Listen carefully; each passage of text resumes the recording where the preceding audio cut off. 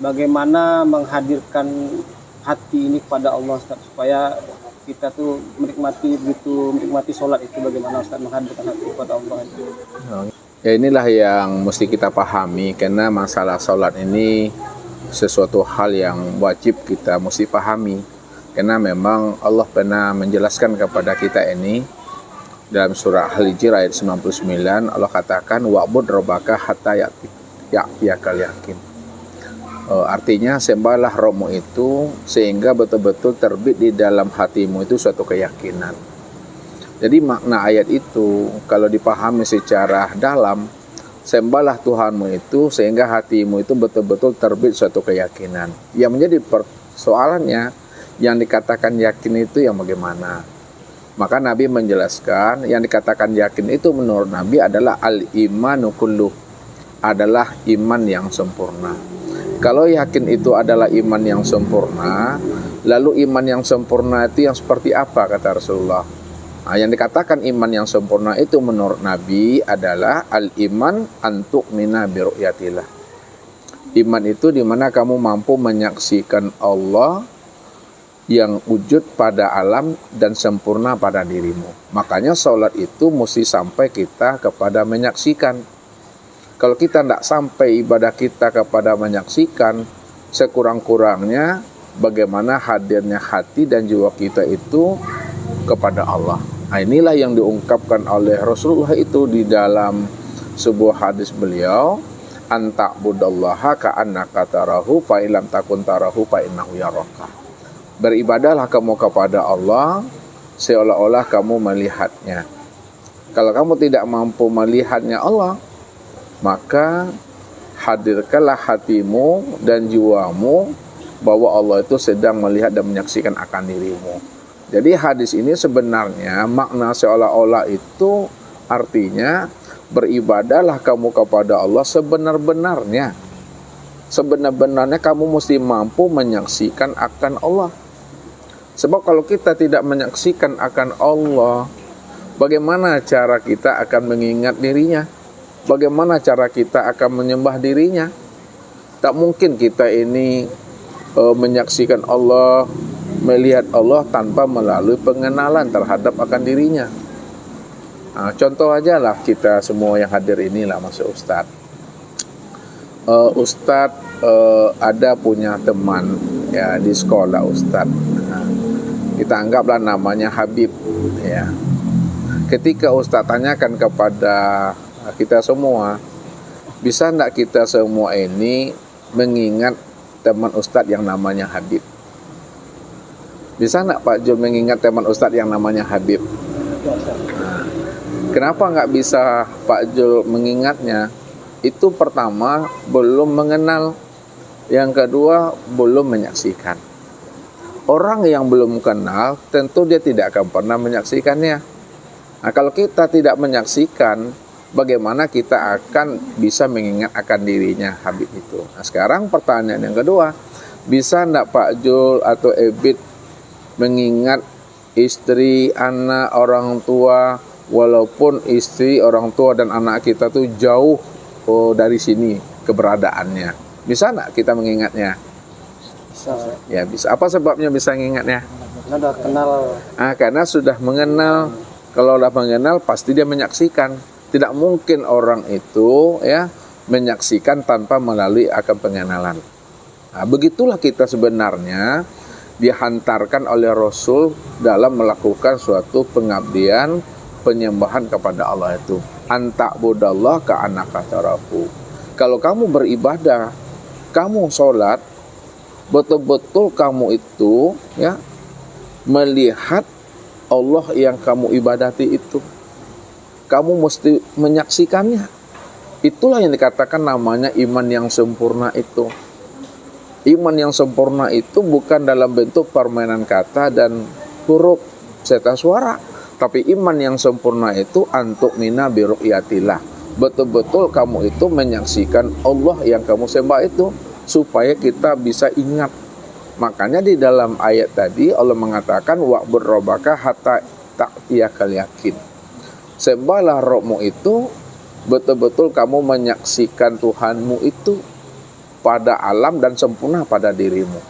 Barulah kita muncul ibadah kita itu ibadah yang sempurna, ya, mengingat akan dirinya tadi itu.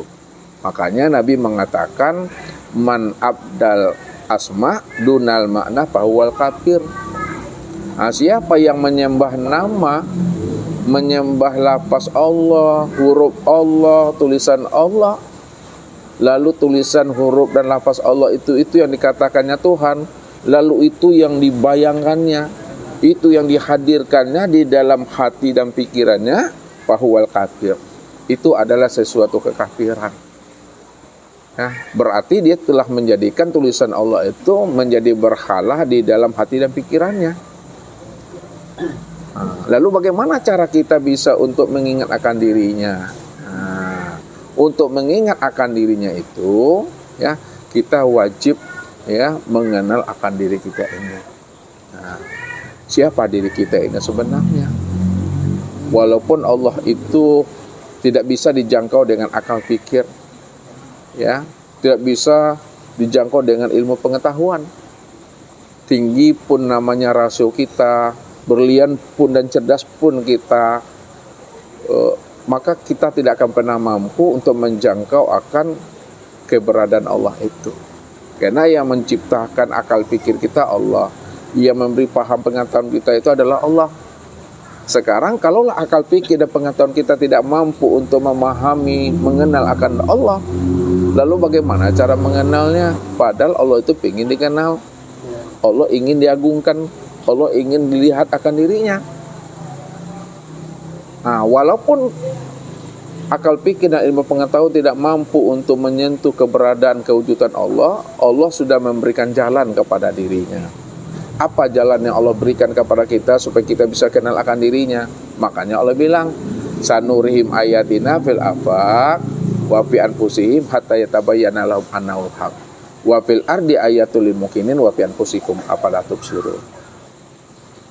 Kami telah memperlihatkan tanda-tanda kewujudan kami, kata Allah. Allah telah memberitahukan tentang alamat keberadaan dirinya, bahwa alamat keberadaan dirinya, tanda-tanda untuk melihat akan kewujudan dirinya, itu Allah zahirkan, namanya alam. Alam inilah tanda-tanda untuk memandang dan melihat akan alamat keberadaan Tuhan. Dan dirimu itu juga adalah alamat untuk mengenal dan memahami akan diriku, hatta yatabayyana lahum annahul haq, sehingga kamu betul-betul jelas, terang untuk menyaksikan kewujudan aku pada alam dan pada dirimu. Nah, jadi untuk mengenal akan diri ini tadi, kita baca alam, kita baca diri kita ini. Nah, siapa alam dan siapa diri kita ini? Bahwa alam dan diri kita ini adalah alamat untuk mengenal, untuk menyaksikan akan kewujudan dirinya. Maka disitulah wajibnya kita itu mengenal akan diri kita ini. Karena diri kita inilah sebenarnya alamat untuk mengenal dan menyaksikan akan dirinya. Nah, inilah yang diajarkan oleh baginda Rasul kepada kita. Arafun nas man arafu li nafsi. Manusia yang ma'rifat, manusia yang arif itu sebenarnya adalah manusia yang mampu mengenal akan sejati dirinya, yang mampu mengenal akan rahasia dirinya. Siapa yang mampu mengenal sejati dirinya, yang mampu memahami akan rahasia dirinya, pasti dia mengenal akan Tuhannya. Kenapa dia bisa mengenal akan Tuhannya? Karena dirinya inilah tempat memandang akan kewujudan rahasia di Tuhan itu. Makanya dikatakan oleh Rasulullah itu, man arafa nafsahu faqad arafa rabbahu. Siapa yang kenal dirinya, pasti dia kenal akan Tuhannya. Apa maksudnya kenal diri akan Tuhan? Kenal diri kita ini, bahwa diri kita ini tiada wujud, tiada melihat, tiada mendengar, tiada berkata, tiada mengetahui, berkuasa, berkeadaan hidup. Kalaulah tiada wujud, itu artinya bahwa diri kita itu adalah la haula wala quwata illa billah. Tidak ada kita ini melihat. Kalau tidak melihat berarti diri kita ini adalah buta. Tidak mampu kita ini mendengar. Kalau tidak mampu diri kita ini mendengar, berarti kita ini tuli. Tak mampu berkata, ya bisu. Tak mampu berkehendak, itu adalah lemah dan papa. Tak mampu hidup berarti hakikatnya diri kita itu mati. Ketika kita paham bahwa diri ini tidak ada, buta, tuli, bisu, lemah, papa, bodoh, mati, faqad arafa rabbahu. Disitulah kamu bisa mengenalkan Allah, bahwa Allah itulah yang wujud, Allah itulah yang sebenar-benarnya yang bersifat melihat, Allah itu sebenar-benarnya yang bersifat mendengar, berkata, mengetahui, berkuasa, berkehendak dan hidup. Kita ini tidak bersifat, yang bersifat itu hanya Allah. Makanya orang yang telah sampai pengenalan dan pemahaman dirinya kepada Allah, kata Rasul, man arafa rabbahu fasadal jasad. Siapa yang telah mengenal Allah, Allah yang wujud, maka disitulah binasa dirinya, karam dirinya, hilang dirinya. Kenapa karam hilang dirinya? Karena dirinya Allah itu sudah meliputi akan segala yang wujud ini. Diri Allah ini sudah meliputi akan segala yang ada ini.